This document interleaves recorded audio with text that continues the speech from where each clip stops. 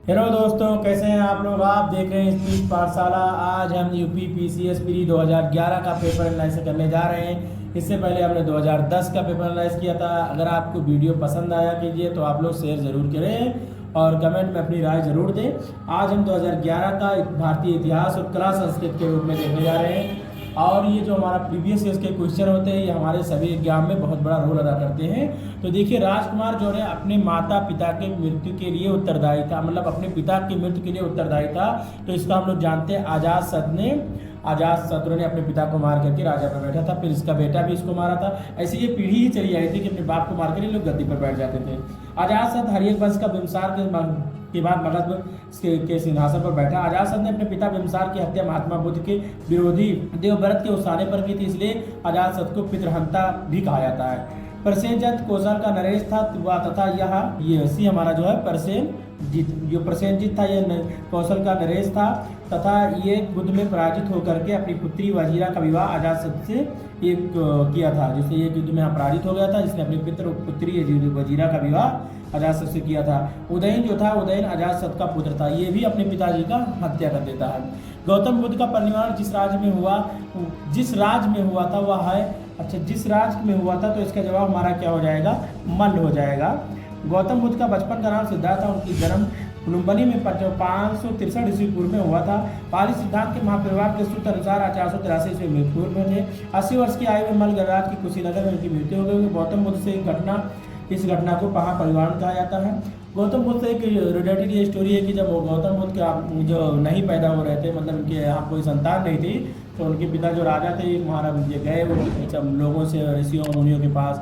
तब ऋषि और मुनियों ने कहा था कि अगर आपके घर में एक बेटा पैदा होगा लेकिन वो सन्यासी हो जाएगा।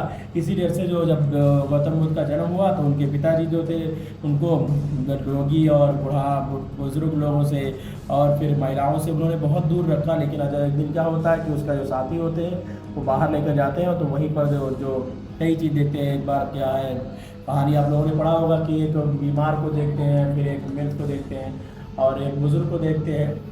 तो ऐसे 3 घटनाओं देखते हैं तो उनकी ज़िंदगी में परिवर्तन आ जाता है और ये ठान लेते हैं कि हम राजशाही जीवन छोड़ करके और हम क्या करेंगे, सन्यासी का जीवन व्यतीत करेंगे। अगला जो हमारा हो जाएगा, बुद्ध ने सर्वाधिक उपदेश कहाँ दिए थे, तो आपका ये जवाब हमारा हो जाएगा श्रावस्ती। महात्मा बुद्ध ने को ये एक बात यह है कि एशिया का ज्योतिपुंज भी कहा जाता है। महात्मा बुद्ध ने अपना पहला उपदेश सारनाथ में दिया था। बहुत ग्रंथों में धर्मचक्र प्रवर्तन कहा जाता है इसी घटना को। बुद्ध ने अपना सर्वाधिक उपदेश कौशल देश की राजधानी जो श्रावस्ती में की। कौशल 6वीं सदी ईस्वी पूर्व के 16 महारथों में से एक था। रामायण कालीन कौशल राज्य की राजधानी अयोध्या थी। पहला गुप्त शासक जिसने सिक्के जारी किए थे, तो पहला गुप्त शासक जो हमारा हो जाएगा चंद्रगुप्त प्रथम ने, जिन्होंने क्या किया था, सिक्के जारी किया था। गुप्त वंश में चंद्रगुप्त प्रथम ऐसा शासक था जिसने शासनकाल में सबसे अधिक सिक्कों का प्रचलन शुरू हुआ। इन सिक्कों को एक और चंद्रगुप्त चित्र अंकित था, दूसरी ओर लक्ष्मी राजकुमारी देवी का। इन सिक्कों में पृष्ठभाग पर लिच्छवाया यानी लिच्छवी उत्कीर्ण होता था। और श्रीगुप्त जो था, श्रीगुप्त की बात किया जाए तो श्रीगुप्त वंश का संस्थापक था। श्रीगुप्त जो था वो गुप्त वंश का संस्थापक था। और ये जो हमारा पहला है ना, उसी का हम बात कर रहे हैं। समुद्रगुप्त को भारत का नेपोलियन भी कहा जाता है। प्रयाग शासित से समुद्रगुप्त को एक महान विजेता तथा संपूर्ण पृथ्वी का विजय करने वाला बताया गया। दिल्ली में कुतुब मीनार के पास खड़े एक लौह स्तंभ, महारौली का लौह स्तंभ पर खुदे एक अभिलेख में चंद्र नामक राजा की कीर्ति का वर्णन किया गया, जिसकी पहचान चंद्रगुप्त द्वितीय से की जाती है। महाभाष्य के लेखक पतंजलि किसके समकालीन थे, तो महाभाष्य के लेखक जो पतंजलि थे ये पुष्यमित्र शुंग के शासनकाल के समय थे। महाभाष्य की रचना इसी ईसा पूर्व 2री शताब्दी की मानी जाती है। महाभाष्य के रचनाकार पतंजलि पुष्यमित्र समकालीन थे। शुंग वंश की स्थापना मौर्य साम्राज्य के पतन के पश्चात हुई थी। अब इसमें जो जवाब दिया है कि निम्नलिखित में कौन सा सही है, 6वां नंबर प्रश्न है। विक्रम संवत 58 ईस्वी पूर्व में हुआ, शाक संवत 77 ईस्वी में, गुप्त काल सन 319 ईस्वी में और भारत के मुसलमानों के शासन 1912। तो इसमें जो क्या है, इसमें सभी कथन सही है, लेकिन क्या हो जाएगा, यहाँ 58 की जगह पर 57 होना चाहिए था। तो इस क्वेश्चन को आयोग ने हटा दिया था। ये क्वेश्चन हमारा 57 की जगह पर 58 की जगह पर 57 होना चाहिए था। निम्नलिखित में सूफी संतों में कौन सा सर्वप्रथम अजमेर में आकर बसे थे, तो इसका सभी लोग जानते हैं शेख मोइनुद्दीन चिश्ती जो थे, ये जहाँ अजमेर में आकर सबसे पहले बसे थे।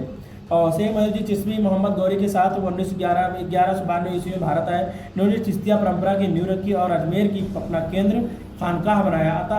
सर्वप्रथम अजमेर में बसने वाले सूफी संत शेख मोइनुद्दीन चिश्ती थे। अगर आप लोग को वीडियो पसंद आया तो लाइक करें, शेयर करें और सब्सक्राइब करना ना भूलें और अपनी कमेंट में राय जरूर दें, क्योंकि हम यूपीपीसीएस प्री आर ओ के लिए 2011 का जो प्रीवियस ईयर क्वेश्चन है उसको हम हर सॉल्व कर रहे हैं, उसका ऑपरेशन कर रहे हैं।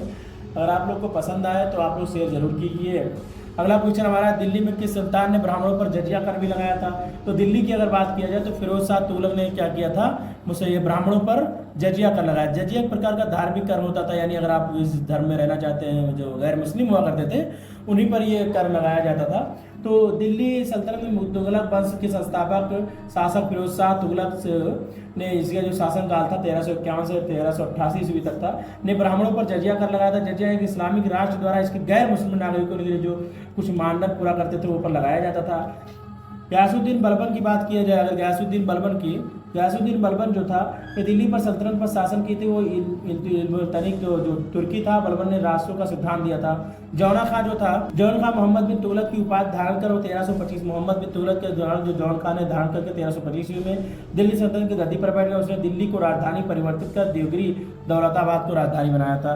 तो ये पूछ सकता है कि मोहम्मद बिन तुगलक ने अपना कौन सा उपाधि धारण की थी, तो हमारा जौन खां हो जाएगा। अगर आप लोग को वीडियो पसंद आए तो लाइक करें, सब्सक्राइब करें, शेयर करना ना भूलें और इसका आप PDF चाहते तो हमारे व्हाट्सएप ग्रुप से जुड़ सकते हैं।